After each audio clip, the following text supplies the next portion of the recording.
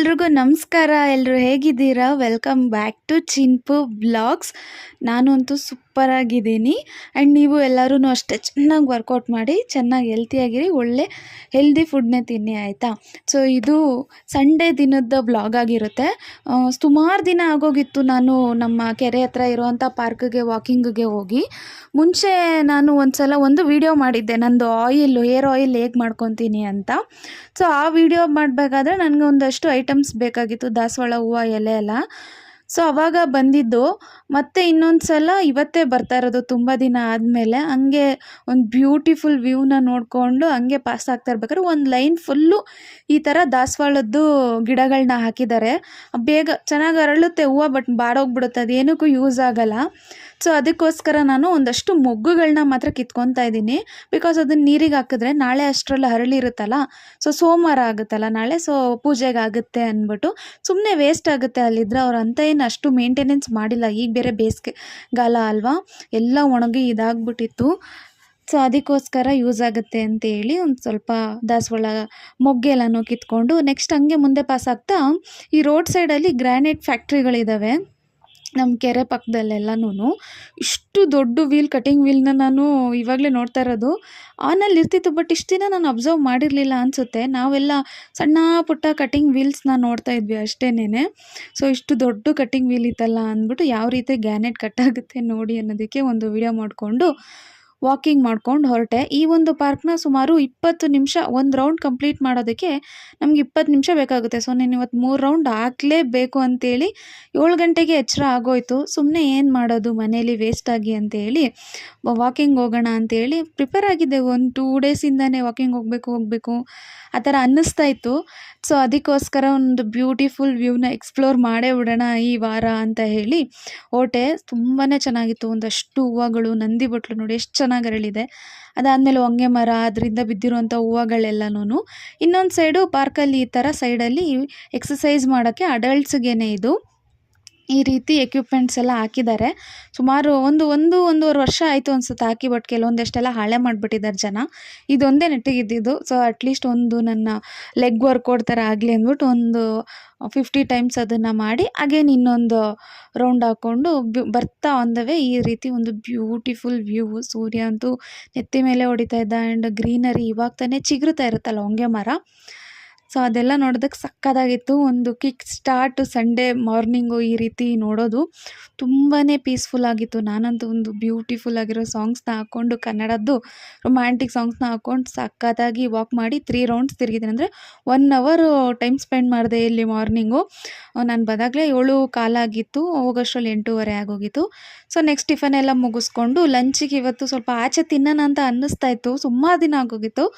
So ಅದಕ್ಕೋಸ್ಕರ non veg ತಿನ್ನೋಕ್ಕೆ ಅಂತೇಳಿ ಅಮ್ಮನ ಎತ್ತಾಕೊಂಡು ನಾನ್ ವೆಜ್ ಹೋಟ್ಲಿಗೆ ಬಂದು ಬಿರಿಯಾನಿ ಮತ್ತು ಬೋಟಿ ಫ್ರೈ, ಹಾಗೆಯೇ ಇನ್ನೊಂದೇನು ಚಿಕನ್ ಗ್ರೇವಿ ತೊಗೊಂಡಿದ್ವಿ. ಅವಳು ನನಗೆ ಜ್ಯೂಸ್ ಬೇಕು ಅಂತೇಳಿ ಹಠ ಮಾಡಿ ಆ ಜ್ಯೂಸನ್ನ ಕುಡಿದ್ಲು. ನಾನು ಬೇಡ ಅಂತ ಹೇಳಿದ್ರು ಅವಳು ಹಠ ನಿಲ್ಲಿಸ್ತೇ ಇಲ್ಲ. ನೆಕ್ಸ್ಟಿಗೆ ಕಾಲು ಸೂಪ್ ತೊಗೊಂಡಿದ್ವಿ, ಸಕ್ಕತ್ತಾಗಿತ್ತು. ಸೊ ಅದನ್ನು ಮಾರ್ನಿಂಗ್ ಕುಡಿಬೇಕು ಕಾಲು ಸೂಪನ್ನ, ತುಂಬಾ ಹೆಲ್ದಿ. ಸೊ ಭಾನುವಾರ ಬೆಳಗ್ಗೆ ಆದಷ್ಟು ಕಾಲು ಸೂಪನ್ನ ಮಾಡ್ಕೊಂಡು ಕುಡಿಯೋದ್ರಿಂದ ಸಿಕ್ಕಾಬಟ್ಟೆ ಹೆಲ್ದಿ. ಸೊ ಅಲ್ಲೆಲ್ಲ ಮುಗಿಸ್ಕೊಂಡು ಬಂದು ಒಂದಷ್ಟು ಕಿಚನ್ ಮೇಕಓವರ್ ಮಾಡೋಣ ಅಂತ ಹೇಳಿ ಪಾರ್ಸಲ್ನ ಅಂದರೆ ಆರ್ಡರ್ನ ಮಾಡಿದ್ದೆ. ಈ ಯಾವ್ಯಾವ ಪ್ಲ್ಯಾಟ್ಫಾರ್ಮ್ ಸಿಗುತ್ತದೆ, ಮೀಶೋದಲ್ಲಿ, ಫ್ಲಿಪ್ಕಾರ್ಟಲ್ಲಿ, ಅಮೆಝಾನಲ್ಲಿ ಎಲ್ಲದರಲ್ಲೂ ಮಾಡಿದ್ದೆ. ಸೊ ಈಗ ವ್ಲಾಗಲ್ಲಿ ಓಪನ್ ಮಾಡೋಣ ಅಂತೇಳಿ ಇವಾಗ ಅನ್ಬಾಕ್ಸ್ ಮಾಡ್ತಾಯಿದ್ದೀನಿ. ನಾನಂತೂ ಎಷ್ಟು ಸೋಂಬೇರಿ ಥರ ಅನ್ಬಾಕ್ಸ್ ಮಾಡ್ತಾಯಿದ್ದೀನಿ ನೋಡಿ. ನಮ್ಮಮ್ಮ ಬೈತಾ ಇದ್ದಾರೆ ಪಕ್ಕದಲ್ಲಿ ಕೂತ್ಕೊಂಡು, ಅದೊಂದು ಬಾಕ್ಸ್ ತೆಗಿಯೋಕ್ಕೆ ಬರಲ್ವಾ ಅಂತ. ನಾನು ವೀಡಿಯೋನೂ ಮಾಡ್ತಾಯಿದ್ದೀನಿ ಆ ಕೈಯಲ್ಲಿ ಇಟ್ಕೊಂಡು. ಅವರು ಬರ್ತಾನೂ ಇಲ್ಲ, ಅವ್ರಿಗೆ ಒಂಥರ ನಾಚಿಕೆ, ನಾನು ಎಲ್ಲಾದರೂ ತೋರಿಸ್ಬಿಡ್ತೀನಿ ಅವ್ರಿಗೆ ಅಂತ. ಬಟ್ ನನ್ನನ್ನೇ ನಾನಿನ್ನೂ ತೋರಿಸ್ಕೊಂಡಿಲ್ಲ. ಆದ್ರೆ ಅವ್ರನ್ನ ತೋರಿಸ್ತೀನಿ ಅಂತ ಅವರು ನಾನು ಬರಲ್ಲ, ನೀನು ಹೆಂಗಾದರೂ ಕಟ್ ಮಾಡ್ಕೊ ಅಂತೇಳಿ ಇದು ಮಾಡ್ತಿದ್ದಾರೆ. ನಾನು ಒಂದು ಕೈಯಲ್ಲಿ ಫೋನ್ ಇಟ್ಕೊಂಡು ಒಂದು ಕೈಯಲ್ಲಿ ಓಪನ್ ಮಾಡೋಕ್ಕೆ ಟ್ರೈ ಮಾಡಿ ಸಾಕಾಗಿ ಫೈನಲ್ ಅರ್ಧೇ ಹಾಕ್ಬಿಟ್ಟೆ ಆ ಕಾಟನ್ ಬಾಕ್ಸ್ನ. ನೆಕ್ಸ್ಟಿಗೆ ಎತ್ತಕ್ಕೆ ಹೋಗ್ತಾಯಿದ್ದೀನಿ, ಎತ್ತಕ್ಕೂ ಬರ್ತಾಯಿಲ್ಲ ಅದು. ಅಯ್ಯೋ ಪಜೀತಿ ಅಂತ ನಮ್ಮಮ್ಮ, ನಮ್ಮ ಅಜ್ಜಿ, ಅಮ್ಮು ಎಲ್ಲ ಸೈಡಲ್ಲಿ ಬಿದ್ದು ನಗ್ತಾ ಇದ್ದಾರೆ ನನ್ನ ಕಷ್ಟ ನೋಡೋಕ್ಕಾಗದೆ.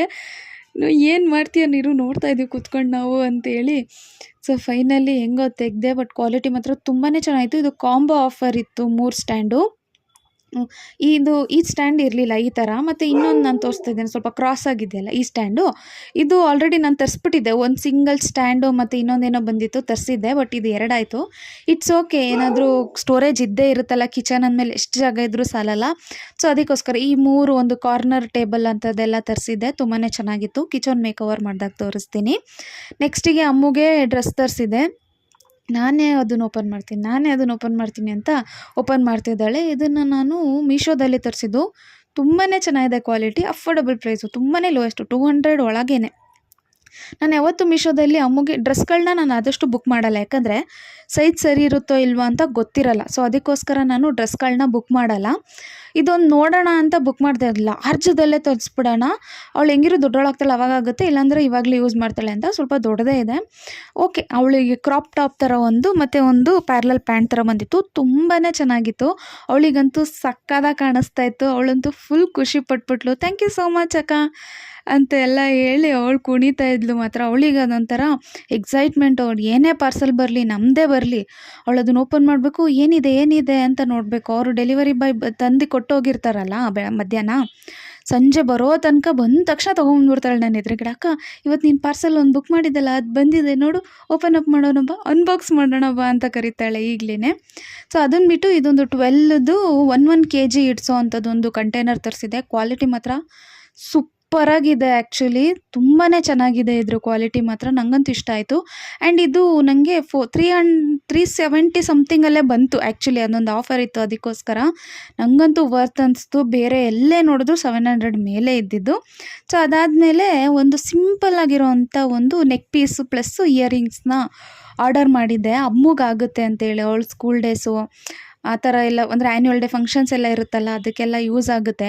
ನಾನಂತೂ ಅಷ್ಟು ಯೂಸ್ ಮಾಡಲ್ಲ. ಎಲ್ಲಾದರೂ ಫಂಕ್ಷನ್ಗೆ ಹೋದರೆ ಸಿಂಪಲ್ಲಾಗಿ ಹಾಕೊಳ್ಳೋದಕ್ಕೆ ತುಂಬಾ ಚೆನ್ನಾಗಿದೆ. ನಾನೇನೊಂದು 150 ಒಳಗೆ ಕೊಟ್ಟಿರ್ಬೋದು ಇದಕ್ಕೆ, ಬಟ್ ಆ ಪ್ರೈಸಿಗೆ ವರ್ತಿದೆ.